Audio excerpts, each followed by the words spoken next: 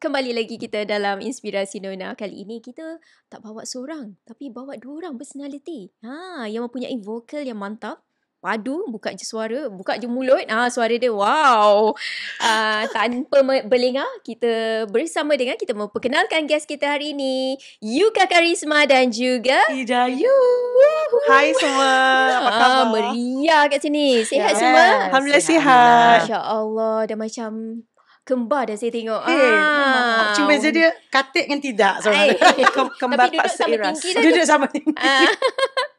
Okey, kedua-duanya macam mana perkembangan terkini? Okay, boleh kongsikan perkembangan terkini masing-masing? Perkembangan terkini kita baru saja merilis lagu duet yang bertajuk Masih Cinta. Masih Cinta. Yang menjadi Still in Love. Yang menjadi soundtrack untuk satu cerita drama lah. Okey, drama tempatan? Drama tempatan. Baik. Bertajuk apa? Soul Cinta. Soul Cinta. So bagaimana feedback dia? Feedback dia macam mana Kak? Alhamdulillah rata-rata yang dah tengok, kita dah keluarkan jugalah MV lah macam ala-ala apa? Ala-ala Korea. Ala-ala Korea tapi bukan salji yang turun, hujan. Lagu dah. So alhamdulillah semua boleh dikatakan semua positif feedback. Alhamdulillah. Semua cakap lagu yang fresh, lain daripada lain. Kan selalu kalau artis Malaysia kita selalu yang keluar, kita tahu macam tu juga. Rentak pun ballad. Jadi kali ni kami cuba lari sedikit. Dia ballad tapi a bit modern. A bit more, yes. Okey. Nanti sampai penghujung nanti kita minta belanja sikit Boleh. Okey, kita nak teruskan lagi nak tanya latar belakang Yuka. Mungkin orang tak kenal lagi Yuka. Siapa ibu bapa Yuka sebelum ni? Mungkin belajar vokal daripada ibu bapa ke bagaimana? Okey, Yuka berasal daripada Indonesia. Bapa Yuka berasal daripada Bandung. Mak Yuka asal daripada Aceh. Lepas tu Yuka menetap di Jakarta. Campur-campur. Lepas tu berpindah ke Malaysia. Tapi sebenarnya Yuka belajar dulu pernah belajar di Malaysia. So Yuka ambil SPM pun di Malaysia. I see. Untuk muzik sendiri Yuka memang daripada kecil Yuka belajar muzik, Yuka belajar piano, juga belajar vokal. So bakat tersebut tak adalah biasa je. Tapi so mak Yuka dengan bapa Yuka memang dah nampak Yuka minat muzik daripada kecil. Tapi diorang sendiri tak ada pula berkecimpung di dunia muzik. Yes, di entertainment tak ada. Bapa Yuka seorang engineer, mak Yuka pun seorang ibu rumah tangga.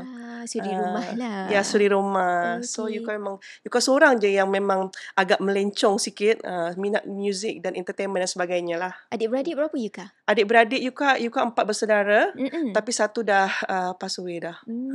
So Yuka anak yang keberapa? Anak yang ketiga dan anak perempuan seorang. Anak perempuan seorang manja lah. So ibu bapa memang tak ada bakat dalam nyanyian atau ada bakat? Tak ada. So far tak ada. Kalau mak tu suka mengaji je kat rumah. Masya Allah. Mak dia dah dengar dah. Okey. Idayu pula. Okey, nama saya Nur Farah Idayu. Tapi kalau nama stage-nya Idayu.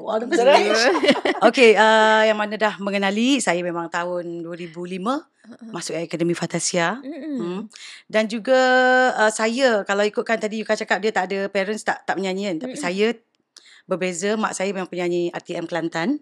Hebat. Jadi ada jumpa dah. Jadi saya memang, dia tak paksa saya menyanyi sebenarnya. Saya dah start umur 6 tahun, saya tengok dia selalu nyanyi. Dan dia memang ada karaoke set kat rumah. Saya menyanyi umur 6 tahun. Dia hantar saya join pertandingan adalah pada 7 tahun sekolah. Terus bertanding. Sampailah setiap tahun. Sampailah bintang asli pula sekolah menengah kan. So jadi memang saya ditrain oleh ibu saya untuk menyanyi. Macam itulah. Berapa ramai adik-beradik tu? Saya ada ramai adik-beradik. Banyak ramai emak lah. Kalau ditotalkan semua 21. Wah. Tapi kalau satu ibu kandungnya adalah 4. Sama juga abang sulung saya baru je meninggal. Dan semua pandai menyanyi. Dan saya anak ketiga sama kita kan. Sama juga saya pun anak ketiga. Okey. Mungkin boleh kongsikan masa kecil-kecil dulu kehidupan bagaimana? Yuka adakah berasal daripada keluarga yang susah atau bagaimana? Bapa Yuka kerja sebagai engineer. So susah tu tak adalah susah sangat. Ada cuma kita punya kesusahan tu datang daripada condition tempat dulu sebab ada perang kan di Aceh. So itu memang yang membuat sulit lah. So bapa Yuka terpaksa pindah ke Malaysia. Masa tu juga Yuka masih stay di Aceh. So berpisah lah family. Tak duduk sekali. So daripada situ baru kita macam-macam lah dugaan kehidupan ni bermunculan. Sebagai contoh? Sebagai contoh, lepas Bapak Yuka kerja daripada Petronas dulu, Okay. lepas tu Bapak Yuka dah tak bekerja dah. I see. Balik ke Indonesia dah tak bekerja. Uh-uh. Lepas tu abang, saudara-saudara semua masih bersekolah. Uh-uh. So Yuka memutuskan untuk menyara keluarga, untuk tak sekolah, tapi Yuka mencari rezeki lah untuk abang-abang dan adik Yuka. So Alhamdulillah adik-beradik Yuka semua dah habis universiti dan dah bekerja dah. Oh, so you yang menyara adik-beradik? Alhamdulillah. Mungkin itulah disebabkan Allah memberikan satu bakat. Mungkin itulah tujuan dia. Alhamdulillah, sangat positif Yuka. Bagus. Idayu pula, kita tengok Idayu macam you macam tak banyak tahu expose pasal family. Mungkin ada privacy sikit mengenai family tu. Okey, sebab semua tak tahu. Saya dulu diorang yang gelarkan anak jutawan. Bila tak tahu jutawan Memang macam mana. jutawan. Waktu tu pun waktu saya terkeluar, masa nak kena heret bag tu, baru dia orang semua tahu ayah saya kena rompak. Pada malam saya AF lah, malam yang minggu keempat tu, dia orang cakap keluarkanlah Idayu, dia patut berada dengan yang bapa family waktu tu kan. So itu pun merupakan salah satu juga saya disingkirkan waktu tu. Sebab family saya kehilangan banyak jugalah. Tapi itu bukanlah nak jadikan satu cerita yang senang ke apa ke, masing-masing ada struggle masing-masing. Betul. Macam ibu saya dari kecil dia sentiasa ajar kena cari sendiri pendapatan, duit sendiri. Saya daripada kecil lagi saya dah join. Saya tak pernah merasa main-main dengan kawan-kawan petang-petang dekat kawasan taman ke, kat kampung. Tak ada. Saya tak ada benda tu. Saya memang balik sekolah, saya terus bersiap-siap tukar baju saya akan main tenis. Saya akan pergi ke kelab golf kat Kelantan tu, country club. Saya memang saya suruh masuk tenis. Lepas tenis, swimming. Continue esok sekolah. Balik tuition. So saya tak ada masa lapang untuk bermain. Saya sentiasa apa orang kata masuk competition. Tak pertandingan menyanyi, pertandingan tenis, pertandingan berenang. Jadi benda tu Alhamdulillah saya banyak pingat banyak piala lah. Waktu kecil-kecil. Sekarang ni jangan suruh lah, semput. Mungkin boleh kongsikan tak detik-detik masa family ayah you dirompak tu? Waktu tu, masa tu kita kan ada diary AF. Waktu tu di dalam, dikurung. Semua belajar dikurung. Handphone pun dah tak ada kan? Tak ada apa. So dekat situ dah pelik dah kenapa kita ada orang yang jaga kita. Apa nama dia kita panggil kat dalam tu? Abang ada seorang nama bukan caretaker. Dia macam chevron lah, macam tu lah. Dia macam jaga kita. Abang Asrul nama dia waktu tu. Abang Asrul. Dia dah start dah. Anak jutawan. Apa hal kan? Asal sindi-sindi aku anak jutawan. Rupanya dah kecoh dah kat luar. Bapak kena rompak dalam minggu itulah. Jadi saya rasa macam pelik malam tu disingkirkan keluar. Sedangkan performance saya boleh katakanlah dalam 4 minggu itu antara performance saya yang terbagus. Apa silap dia kan? Kalau nak ikut, tapi saya percayalah pada rezeki. Maknanya bukan waktu itu untuk saya nak teruskan sampai ke final kan.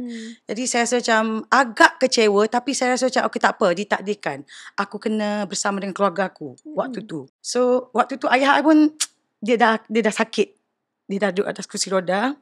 So bila I dengar balik, macam mana kisah dia tu. Ada 6 orang perompak masuk rumah. Lepas tu dia terus target bilik bapak saya, peti besi semua. Maknanya saya rasa macam tak sedar hati. Maknanya orang yang masuk rumah tu adalah orang yang dah tahu selok-belok rumah itu. Kan? Jadi macam okey, tak apa. Benda ni macam saya berserah je lah. Nasib baik family semua okey. Memang kena ikat semua. Tapi memang I luruh hati I. I cakap okey, kalau macam ni memang patutlah aku kena keluar. Aku takkan senang hati nak bertanding kat dalam tu. Macam itulah sikit sebanyak lah. Tapi waktu tu memang I down sebab I betul-betul masuk AF. I rasa macam aku nak menang. Aku nak pergi sampai akhir. Tapi bila Tuhan kata tak kan. Jadi kita follow saja. Mungkin sampai situ. Sehinggalah 2017 ada lagi peluang dia orang cakap AF Megastar. Waktu tu I cakap I macam serik. Nak masuk ke tak. Nanti aku tak berapa ada luck lah dalam bidang dalam industri. Waktu tu lepas 2005 tu I nak masuk AF Megastar balik. Dia dah 13 tahun saya 13 tahun saya senyap di dalam industri. 13 tahun 13 tahun. So saya fikir, tapi nasib baik waktu tu kawan-kawan support masuk. So masuk pertandingan join. Alhamdulillah saya jadi juara tahun 2017 kan. So ada rasalah puas sikit kan. Itulah. So masa tengok janji tadi nak happening pun nangis. Masa you tengok dah keluar tu, tengok keadaan bapa, family semua, bagaimana Idayu? Itu boleh dikatakan titik terendah lah. Sebab saya baru nak mula dalam karier. Sebab saya dah menyanyi dari kecil. Jadi AF ni satu benda yang famous waktu Betul. tu. Memang Fenomena waktu tu. semua orang masuk, kan? semua orang nak lepas audition pun cukup susah. Betul. Jadi saya dah dapat benda tu, saya rasa macam happy, tapi benda tu di separuh jalan, sedikit down lah waktu tu. Tapi you berjaya buktikan lah, you jadi juara AF Megastar Alhamdulillah. 2017. 13 years cakap. Kena pada waktunya lah, Allah cakap ya kan. Macam tu lah. Masalah kita tahu kehidupan Idayu pun ada susah senang juga, diuji. Yuka pula bagaimana masa, mungkin Kak Aceh ada pengalaman yang you tak pernah kongsikan kat mana-mana. Titik terendah Yuka. Okay, dulu sebenarnya ada banyak titik terendah ni, cuma kita tak share. Tapi salah satunya yang buat Yuka jadi sangat sedih masa tu sebab abang Yuka yang paling dekat dengan Yuka, dia meninggal dunia kan. So Yuka rasa macam sangat kecewa lah. Rasa macam Yuka punya mimpi semua pun dah terkubur bersama dia. Rasa macam tu lah sebab dia paling rapat sekali dengan Yuka kan. Daripada kecil dia selalu ada. So bila dia tak ada tu rasa Yuka sangat terpukul lah. Rasa susah nak terima sebab dia meninggal secara mengejut. Sebab apa Yuka? Sebab hari Jumaat Yuka masih jumpa. Hari Isnin dia dah meninggal sebab sakit jantung. Sebab di antara semua orang dia yang paling supportive. Yang paling support dekat bahagian Yuka punya career semua kan. So bila dia tak ada tu Yuka rasa sangat kehilangan lah. Itu salah satunya. Yang kedua, di saat orang tua Yuka berpisah. Saat orang tua Yuka berpisah tu pun merupakan titik terendah juga. Yuka rasa Yuka dah hilang arah. Tapi hidup harus diteruskan. So Yuka tetap lagi untuk berdiri tegar lah, untuk menyambung mimpi Yuka. Mungkin masa melalui detik perceraian ibu bapa tu, mungkin ada pesan tak daripada ibu bapa, mak ayah Yuka sendiri kan? So mak Yuka selalu pesan dengan Yuka kena jadi perempuan yang kuat, kena jadi perempuan yang teguh, kena jadi perempuan yang dapat bermanfaat untuk orang lain. So Yuka pada saat tu Yuka tak ada rasa macam, rasa nak nangis tu memang ada lah. Tapi mak Yuka cakap tak payah nak bersedih-sedih, just fight je untuk your career semua kan.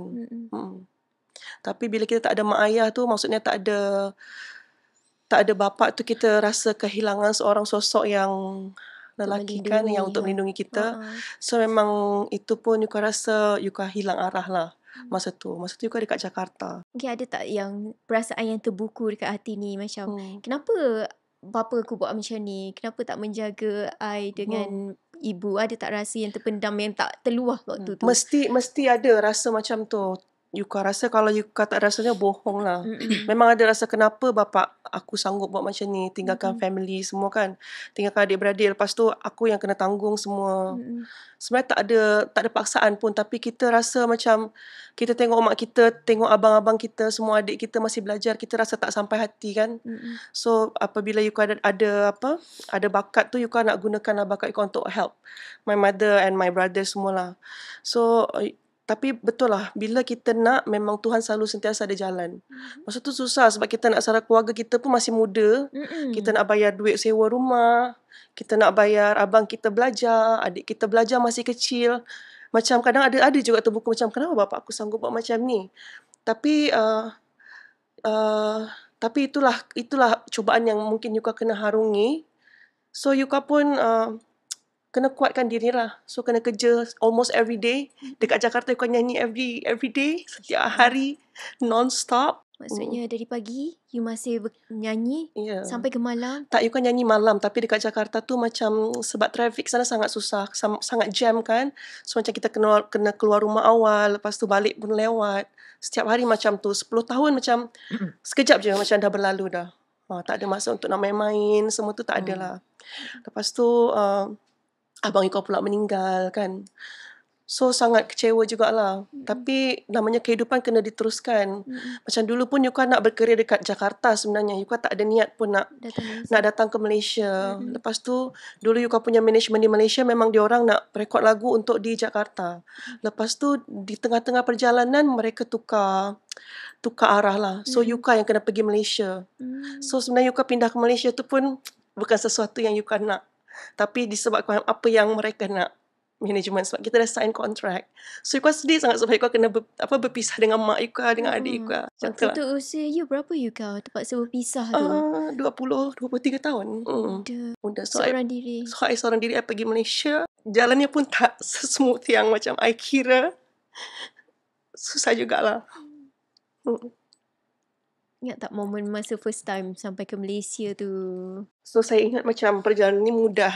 Mhm. Tapi tak mudah juga. It's complicated sebab saya Indonesian.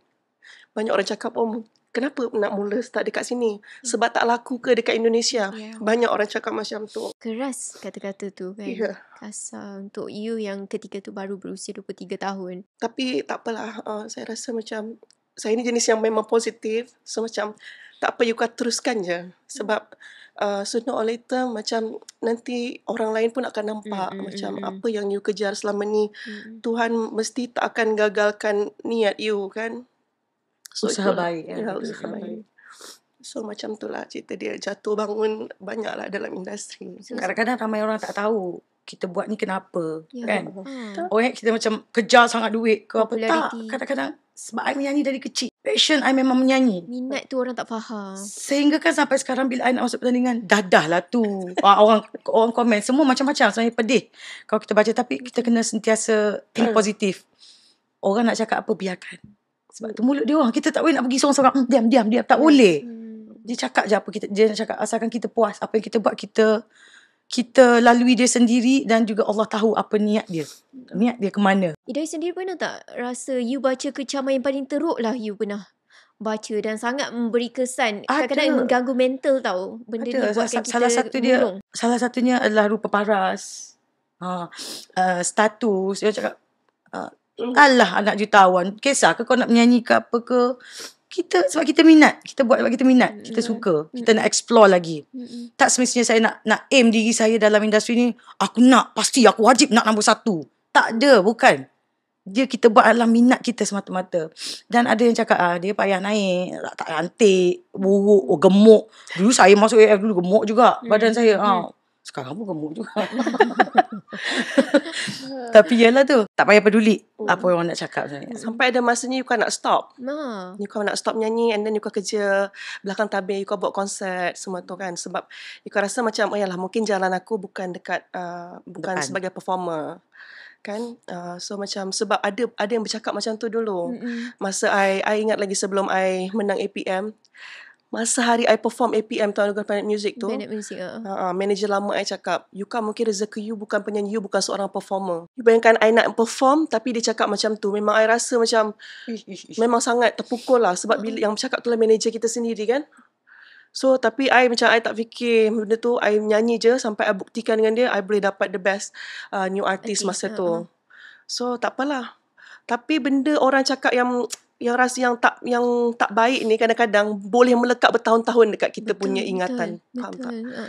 Beza kalau macam orang cakap bagus kadang-kadang sekejap je kan.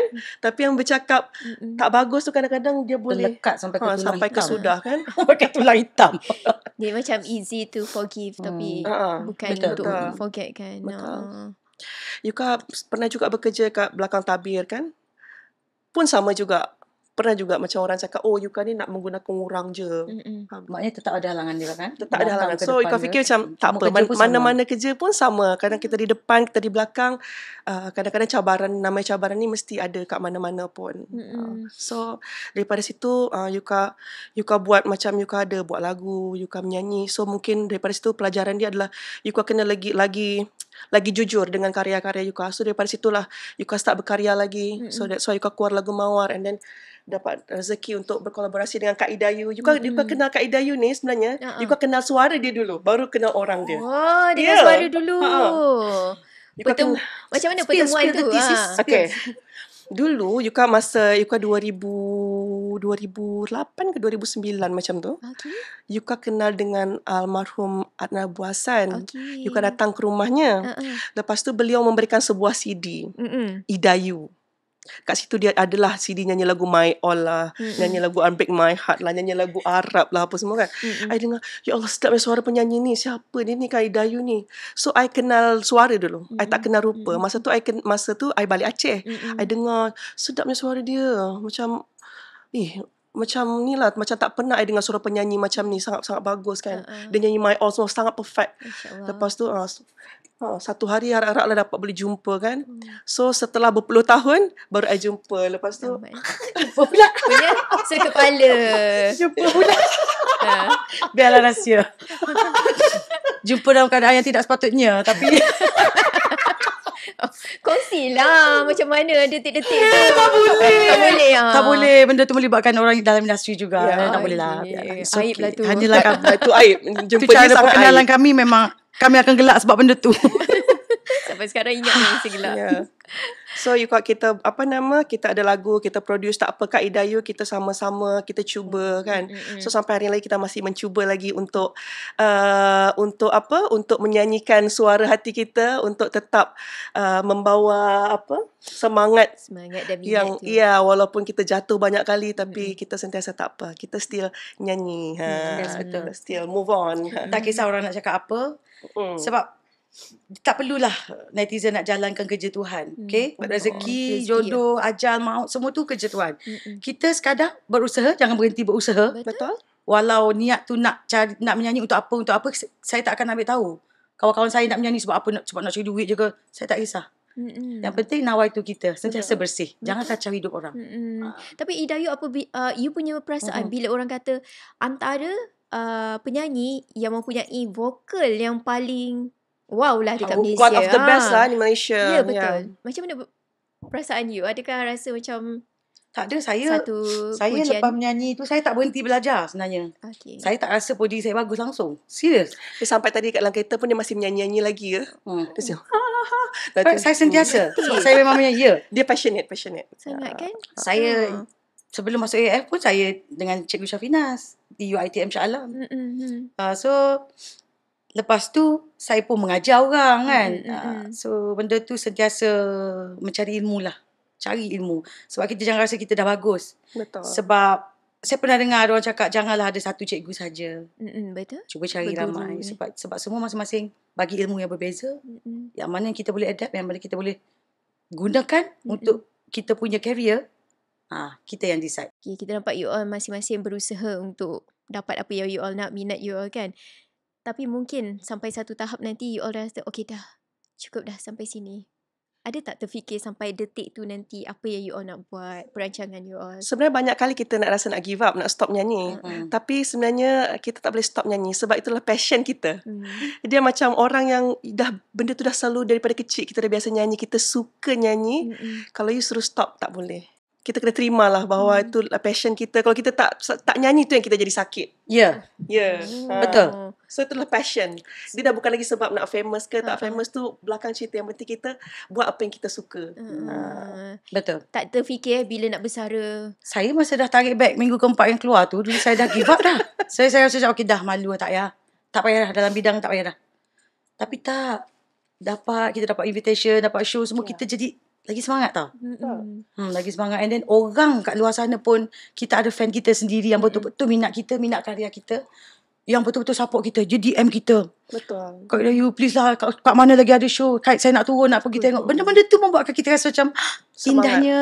Okay, ada manusia yang nak kita, buat apa kita nak stop. Yang menghargai bakat kita kan. Seperti Nona, message Yuka masa tu, Kak Kefi, Yuka boleh nyanyi tak ni? Yuka rasa macam ada orang macam ada lagi yang masih ingat I orang mencari kan. Thank you so much Kak Kifi. Sebab thank you so much Nona. Sebab apa tu, ujung-ujung nanti pun orang akan tengok based on bakat sebenarnya. Popularity adalah apa orang kata bonus. Lagilah kalau suara sedap, popular pula tu, senang lah. It's okay. Masing-masing didatangi dugaan yang berbeza-beza. Betul. Jadi maknanya orang yang tak famous ni usaha kena lebih. Betul. Allah suka kita usaha lebih. Tak apa, kita kena support kita punya minat sendiri kan. Kalau orang tak minat tak apalah. Janji aku puas dengan apa yang aku buat kan. Puas. The word is puas. Selain juga menyanyi, Yuka juga sebenarnya ada perusahaan perniagaan sendiri kan? You boleh kongsikan Yuka apa yang you buat sekarang? Yuka sebelum ni ada buat promote konsert macam artis luar negara dan tempatan lah. Tapi untuk tahun ni kita tak buat konsert dulu. Mungkin tahun depan masih dalam perencanaan lagi lah. Sebelum ni siapa punya artis yang Yuka pernah bawa ke Malaysia? Yuka pernah bawa Anmeshka Maleng, Mahalini, Raisa, Afgan, Idayu. Ada keluar Labubu. Ya, tapi itu adalah satu Pencapaian. Sebenarnya suka tengok orang perform, sebenarnya tengok artis macam Unmesh. Kita bawa Unmesh first time dekat Malaysia. Memang dia teringin sangat nak perform dekat Kuala Lumpur. So bila dapat merealisasikan itu merupakan satu kepuasan tersendiri lah untuk kita sebagai promoter macam tu. You kan rasa kadang-kadang macam tak apalah mimpi aku tak sampai, yang penting aku boleh membuat mimpi orang lain untuk perform di sini pun tu dah jadi satu satu pencapaian yang tak dapat di inilah. Sebab apa? Sebab kita orang peminat muzik. Jadi kita tak kisah, kita tak akan jealous kau naik, kau naik, aku turun. Tak. Kita mahu dengan kepuasan. Yuka sendiri cakap dengan I, tak apa, tak kisah. Yang penting sedap nyanyi, puas menyanyi tu. Dapat, muzik tu kita dapat. Kita bukan kisah siapa yang nak naik, kita nak dengki-dengki ke, tak ada. Benda tu sumpah tak ada. Kami pentingkan kualiti dan kepuasan. Macam juga kami berduet. Kami banyak juga jamming-jamming sama-sama kan. Tak ada istilah siapa nak makan siapa. Tak ada. Dia enjoy tau. Dia bagi kita sambut. Kita bagi dia sambut. Benda tu di dalam muzik. Kalau betul-betul siapa yang belajar muzik, dia faham. Dan muzik tu akan jadi indah. Tapi banyak-banyak saya collaborate. Yang paling best dengan Kak Idayu lah. Kenapa tu? Gila. Sebab gila. No, sebab dia tahu masanya untuk membagi, masanya untuk harmonize, untuk balancekan lagu tu. Dia memang Masya Allah. Nak berani. Idayu pula mungkin ada perancangan nak sambung business family? Business family tu biarlah kekal macam ni lah. Sebab adik-beradik pun ramai. Jadi kita buat sama-sama. Kita tak nak putuskan apa orang kata legacy ayahanda kan. Jadi saya sendiri untuk keluarga kecil saya memang masuk tahun ni adalah tahun keempat. Saya buat nasi ayam. Kedai nasi ayam. Dekat Eco Majestic sebenarnya. Nasi ayam mak-mak. Yes. Dekat Eco Majestic. Sebut ke? Boleh. Nasi ayam mak-mak. Kenapa Sedap. Sebab sangat. mak saya dengan mak dia combine. Macam tu lah resepi maksudnya. Resepi. Faham. You kan dah pergi dah. So tak ada terlibat langsung dengan perniagaan family tu? Saya tak sempat untuk campur tangan. Jadi adik-beradik saya sekadar apa orang kata pemegang saham je lah. Kecil-kecilan dalam tu. So adik-beradik yang lebih layak uruskan. Sebab saya tak sempat kan nak menyanyi, nak pegang mic lagi, nak pergi. Tapi nasi ayam memang Idayu punya. Nah, itu memang bisnes sendiri yang orang lain tak campur lah.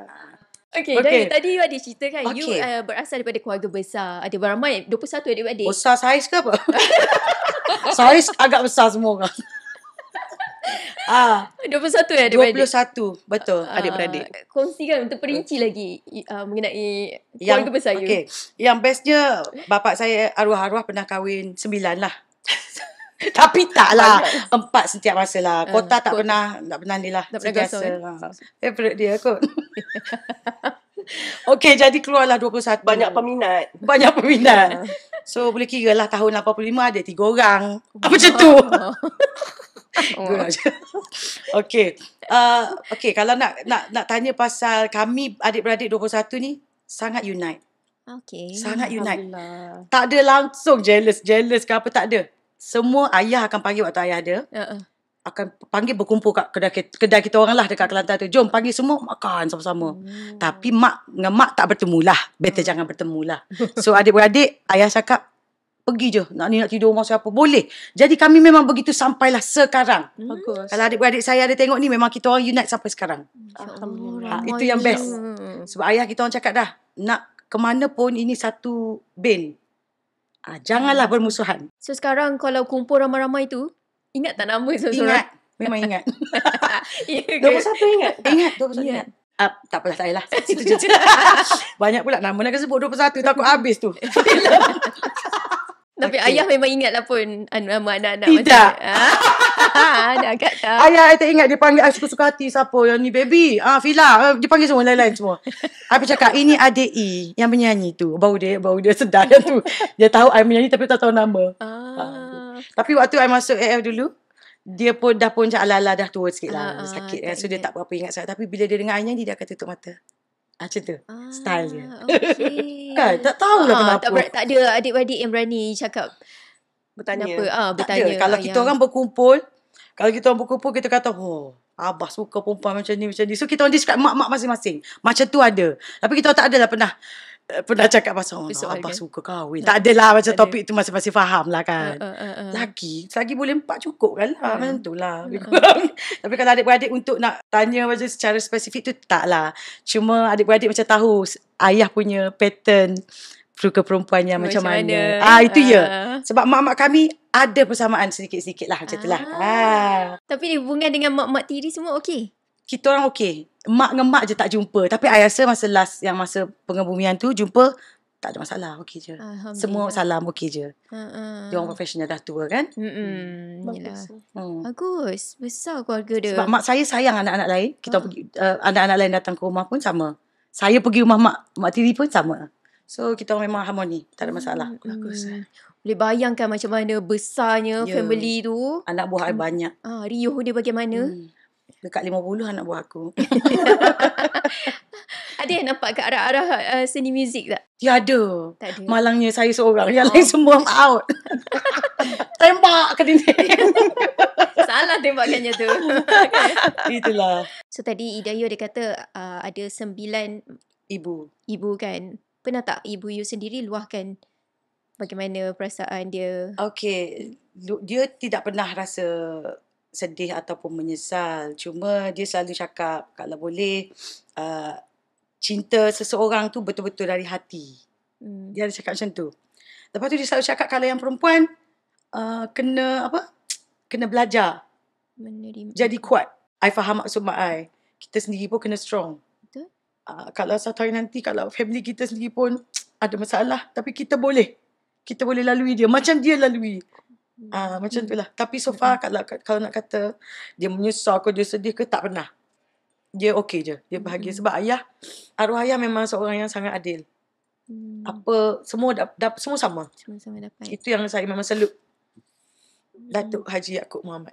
Macam Yuka, kita tengok you ada juga buat perkongsian mengenai kisah-kisah seram mistik lah. Ada gangguan ke Yuka? Yuka sebenarnya dulu boleh dikatakan macam hijab terbuka. I see. So daripada kecil Yuka memang suka nampak benda-benda yang macam tu lah. Tapi bila umur 17, Yuka dah ditutup hijab Yuka. Tapi Yuka boleh rasa kalau macam ada orang yang ada benda yang ikut ataupun ada orang yang berniat tak baik. So boleh tunjuk dalam mimpi. Okay. Sampai ada juga baru-baru ni Yuka kena hantar. Sampai Yuka kena pindah rumah. Ya. Kami Ada. berjiran dulu. Dulu berjiran. Oh. Dulu Yuka pernah, baru-baru ni lah, ada satu orang tu menghantar sebuah pasu. Pasu dekat rumah. So dekat rumah tu Ni hantar pasu pakai fan ke? Dia pakai lori. cakap, ada pasu depan rumah tu. Saya nampak, so letak je kat depan rumah. Tapi Yuka tak fikir macam-macam pun. You terima lah orang tu bagi pasu tu. Terima je. Sebab dia cakap pasu ni cantik. Dia cakap macam tu, letak di depan rumah. Dan kita letak depan rumah. Lepas tu banyak benda-benda terjadilah. Contohnya? Sampai yang husband Yuka tak pernah ada rasa kena kacau ke apa. Tak pernah sebelum ni mengalami hal sebegitu. Dia pun mengalaminya. Dia tidur, lepas tu ada benda tu dia tarik selimut. Lepas tu Yuka punya pekerja pun datang. Dia macam kacau juga. Lepas tu husband Yuka kena accident. Lepas tu yang accident teruk juga. Kereta total loss semua. Lepas tu yang peliknya kereta tu kereta baru. So bila kereta baru ni dia ada satu macam notification kan kalau kereta tu ada kereta kat depan, dia akan brake secara automatik. Betul. Tapi dia tak brake secara automatik. Dia macam dia tertidur, lepas tu langgar bas. Dia tak ada notification apa-apa, dia tak brake. Lepas tu yang peliknya lagi, airbag pun tak buka. Tapi depan semua hancur. So daripada situ ada banyak firasat yang macam tak okey. Lepas tu Yuka cakap ni semua ni rasanya hantar dari pasu ni. Lepas tu Yuka panggil orang pandai kan. Betul ke Yuka punya intuisi ni? Lepas tu orang pandai tu cakap memang betul. Dekat dalam pasu tu dia letak something. Allah. Ada benda. So macam tu lah cerita dia. Satu. Lepas tu baru-baru ni Yuka ada lagu Mawar. Ya. Lagu Mawar. Tu masa Yuka recording pun Yuka kena kacau juga. Kacau macam mana tu Yuka? Yang tu lagu ni sebenarnya sebab memang dibuat khusus untuk cerita hantu tu kan.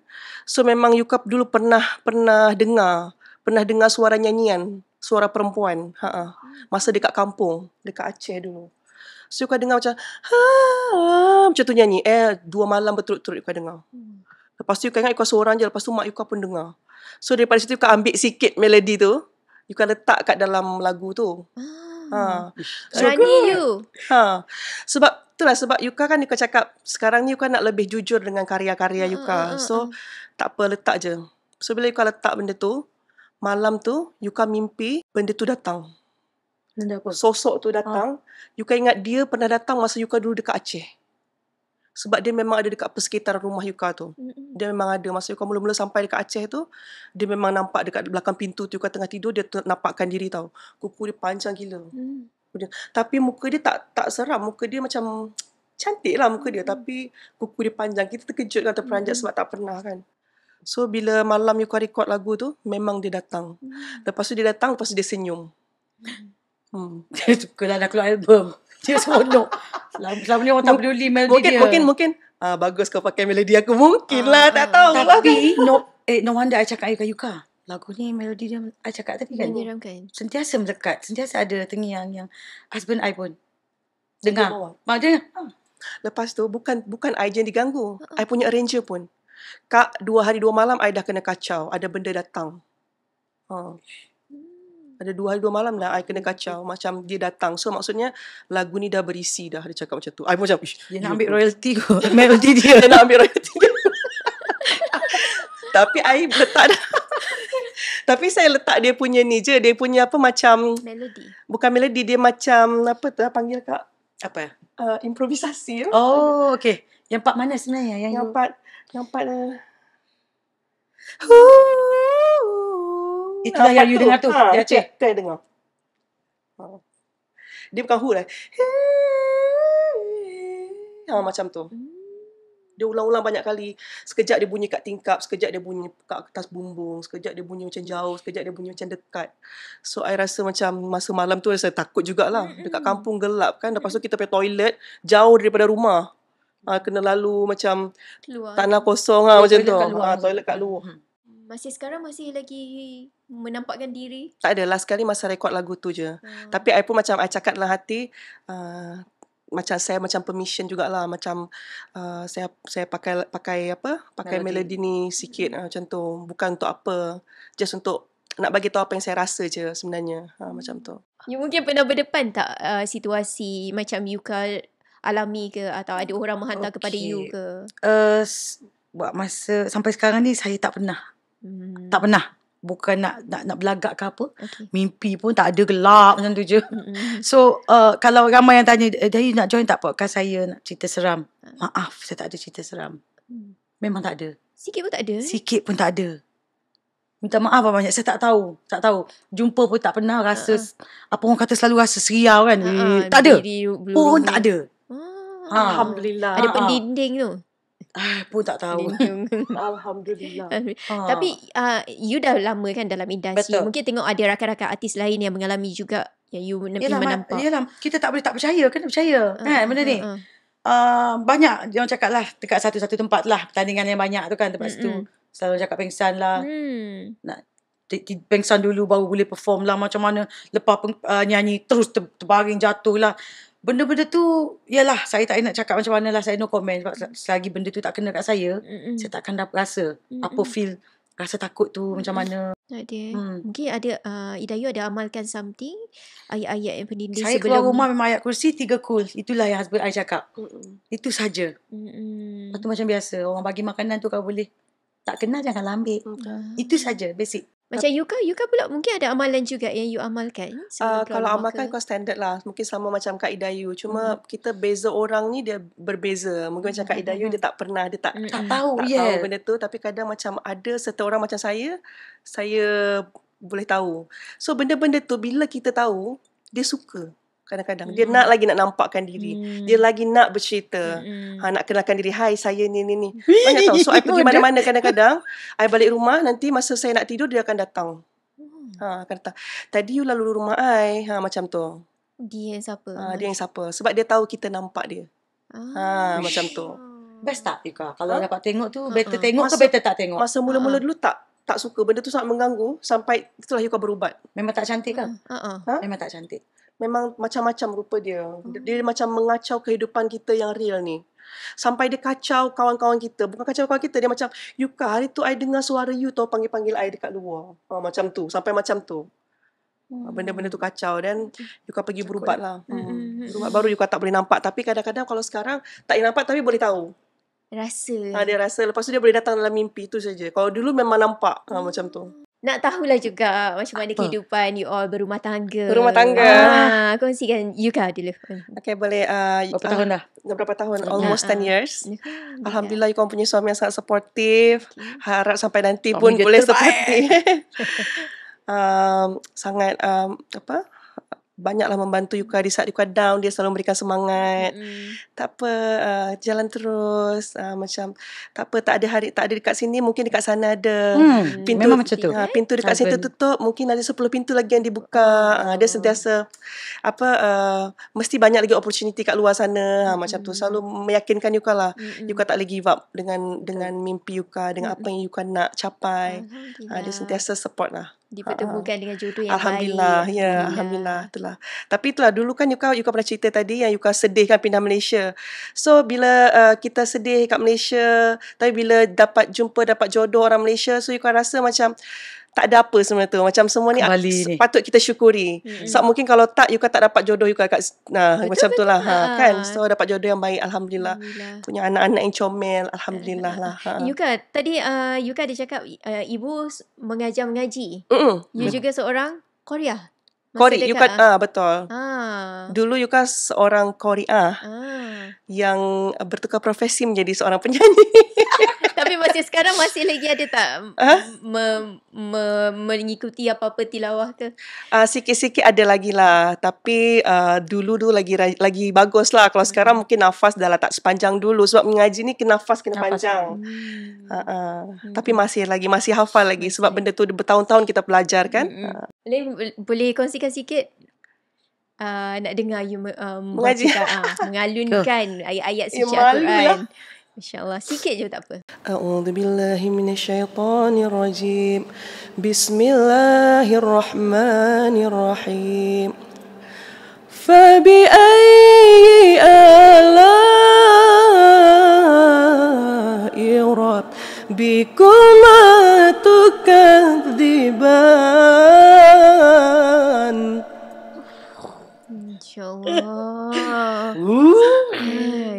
Macam tengok tilawah Al-Quran lah. Sedap kan suara dia kan? InsyaAllah. Tak pandai sangat sekarang. Dulu lagi pandai lah. Allahu Akbar. Okay. Dah you. Okay. Macam mana rumah tangga you? Okay, saya dan suami Syahrul Fazil dah 11 tahun. Alhamdulillah. Tapi kami bercinta sebelum tu di UiTM. Masa masuk UiTM. Berapa 12 tahun. Maknanya combine. Berapa tahun dah? 23 tahun. Meluat tengok dia. 23 tahun dah. Bosan. Yalah keluar. Ada lah. Okay, ada hari-hari petang dah. Hello. Tapi itulah cabaran kami. Tak ada benda lain. Tak ada diganggu orang ketiga ke apa, tak ada. Mungkin dugaan kami waktu tu satu masa kita nak anak sangat tak dapat. 8 tahun baru dapat anak. Sampaikan I rasa macam, ya Allah, janganlah mak mertua aku suruh dia kahwin lain. Sebab nak cucu kan. Sampaikan I stress fikir benda tu kan, tak dapat kenapa. Pergi jumpa doktor kata no, tak mandul, okey. Tak ada masalah. Tapi I pegang perut you kan, ingat tak? Kan? InsyaAllah ni kejap lagi ada. Time tu lah. Ya. Waktu tu PKP, MPP PKP. Biasalah. Waktu tu kita dah relax. Kita tak stress. So, waktu yang tepat lah. Pindah rumah kan. Ya, memang itulah. Pada I bukan struggle. Saya yakin kat luar sana ramai lagi yang macam lebih lagi masalah. Benda-benda kami ni biasa. Tapi still lah. Saya rasa macam itu cabaran untuk kami dalam rumah tangga. Kami tak ada bergaduh-bergaduh besar, tak ada. Tak ada masalah. Tapi nak ke arah IVF tak time tu? Tak ada. Kita memang sebenarnya saya perlu rehat, saya perlu tak stres. Stop menyanyi sekejap. PKP adalah waktunya. Tuhan cakap, wow. Time tu, maka jadilah Aryan Rifai. Dan yang best, suami saya, bila saya tunggu juga, saya takut. Bila beranak ni, ada tak dia nak cakap, dah stop lah nyanyi, jaga anak ke. Tapi tak ada. Dia siap tanya, Mas, nak nyanyi lagi ke? Nyanyi akan sentiasa nak nyanyi. So, tak ada masalah lah. Pandai bagi masa je. So, Alhamdulillah benda tu tak ada masalah. Kami boleh. Apa orang kata? Bagi-bagi manage. Boleh manage masing-masing. So, dia seorang yang sangat supportive. Sama macam Jeff, suami dia. Sebab bukan apa, saya rasa dia memahami. Sebab dia sendiri pun UiTM Shah Alam. Dia sendiri pun Musician. degree in music. Jadi bidang yang sama. memahamilah, lebih memahami. Mungkin isu penampilan, you all pernah berdepan dengan isu Yes, penampilan betul. kan. Nak jadi artis orang kata nak kena body, wah. Nak kena dia Papa Playwood, macam tu. Cantik muka kena ni. Ada tak pernah terfikir nak buat bariatrik? Saya kan nak pergi tadah muka dekat facial. Kalau nak kena ada involve jarum pun saya dah tak boleh. Serius. Ini kan pula nak kena potong. Saya tidak. Dan suami saya pun tidak pernah mengisukan benda ni. Tidak pernah macam apa orang kata. Tak pernah macam dia lah. You tak nak ke kurus sikit. Tak ada. Dia suka saya daripada dulu. Macam ni seadanya. Yang penting sihat. You ke? Kalau Yuka keinginan, pastilah keinginan tu mungkin ada. Tapi keinginan tu ada. Kita jujur, keinginan tu nak kurus. Siapa tak nak kurus kan? Betul tak? Kita memang keinginan tu ada. Tapi husband cakap macam kalau nak kurus kena buat dengan cara yang betul. Kena pergi berolahraga, kena pergi bersukan, kena diet, jaga makan. Bagus Jeff. Sebab kalau belah-belah ni kita tak tahu nanti apa-apa jadi kan, risau kan. Nanti macam mana anak-anak. Sebab Yuka kan Caesar yang last ni. So memang makan masa 2 tahun untuk Yuka boleh exercise semula. Mungkin kalau ada yang nak sponsor, tak apa, I sponsor you, Ida you. Tak berani. Sponsor beli benda lain lah. Tak nak Tak nak. Sponsor benda lain lah. So macam sekarang ni kita macam I sekarang buat pilates lah. I buat pilates minggu sekali. So nanti mungkin nak buat seminggu 2 kali macam tu. I banyak pergi melawat tempat-tempat makan. Gedung-gedung durian. Macam tu. Itu kalau dah buat tu susah tu nak maintain. Tak apalah, buffet memanggil saya ya. Nak sponsor kan? Sponsor buffet. Yang tu kita suka kan. Kami kuat makan. Kami suka makan. Okey lah, sebelum kita akhiri kita punya podcast, kongsikan lebih lanjut you punya kolaborasi. Mungkin lepas ni ada perancangan lagi ke nak buat yang single kedua, ketiga dan seterusnya? Kalau Yuka sudi nak. Mestilah kita Okey, Masih Cinta ni dicipta lagu oleh Sena. Suaminya. Suami saya sangat. Saya first dapat lagu ni, saya cakap, Yuka boleh tak I nak lagu ni? Asal-asal lagu ni sebenarnya untuk solo. Untuk solo dia. Untuk solo je sebenarnya. Tapi waktu tu I pun fikir best je kalau dapat keluar dengan kawan-kawan. Tak maulah fokus serius-serius sangat. Yuka jom lah. Lepas tu cakap jom kita duet. Alright. Lagi best. Macam tu. So all the vocal arrangement dengan semua mereka lah yang sama-sama lah together. Kalau tak ada vokal yang mantap, tak boleh menghasilkan arrangement vokal yang okay. Kita kena ikut penyanyi. Ambil masa lama tak untuk siapkan lagu dia nyanyi? Setengah jam lah settle. Betul. Sangat bagus. Cepat je. Okay. Cepat sangat. So lepas-lepas ni mungkin ada perancangan lah. InsyaAllah. Kami nak. Sebab saya suka bekerjasama dengan orang yang profesional. Alhamdulillah. Yang tahu muzik. Yang tahu muzik. Yang pertama sekali tahu muzik. Bukan asal boleh. Bukannya tangkap muat punya orang. Semua yang educated punya orang. Dan kita tahu dia dari Indonesia. Bakat seni ada mengalir tu. Kita tahu level-level. Sama je. Tapi you percaya tak macam sekarang betul ke ada situasi senario dia peminat suka lagu-lagu galau, yang suka penyanyi-penyanyi viral berbanding dengan penyanyi berbakat seperti you all yang ada suara. Pada saya semua tu bergantung kepada rezeki masing-masing sebenarnya. Kadang-kadang penyanyi tak viral, tiba-tiba lagu tu dia jadi viral. Dia angkat semula. Ada yang lagu tu famous lama dulu. Baru sekarang. Benda tu time lah orang katakan. Kalau kena masanya dia di atas lah. Macam tu. Tapi pada saya punya ada pendapat I punya sendirilah.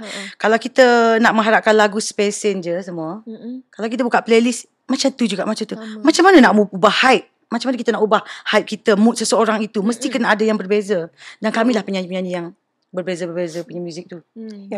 Tak ada nak meniru. Sampai bila kita nak harap yang sama saja. Betul. So yang kita keluar dari zona aman kita lah. Selalunya kan orang macam ballad lagi, ni lagi. So daripada situ saya pun macam itu yang saya cakap tadi, saya nak lebih jujur lagi dalam berkarya. That's why lah keluar muzik yang orang kata macam tak biasanya lah. So hopefully dapat diterima Masih Cinta oleh lebih ramai lagi peminat di luar sana. Baik. Sebelum habis kita nak belanja sikit lagu. Boleh. Bukan salahmu, no. Cinta tak salah, Cuma aku yang salah. Ku mau kau di sini.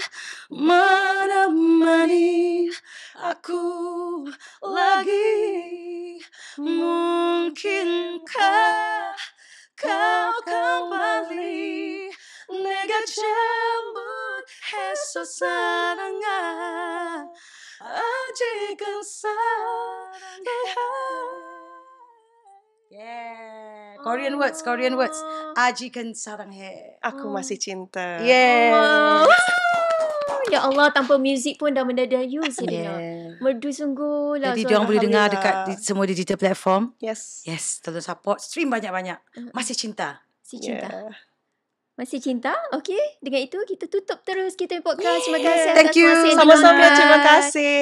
InsyaAllah kita saling support antara satu sama Terima lain. kasih. Thank you so much, InsyaAllah. Semoga apa yang dirancanakan berjalan lancar. Minat Yes. terus kepuasan anda berdua InsyaAllah. dalam nyanyian Terima diberikan kasih.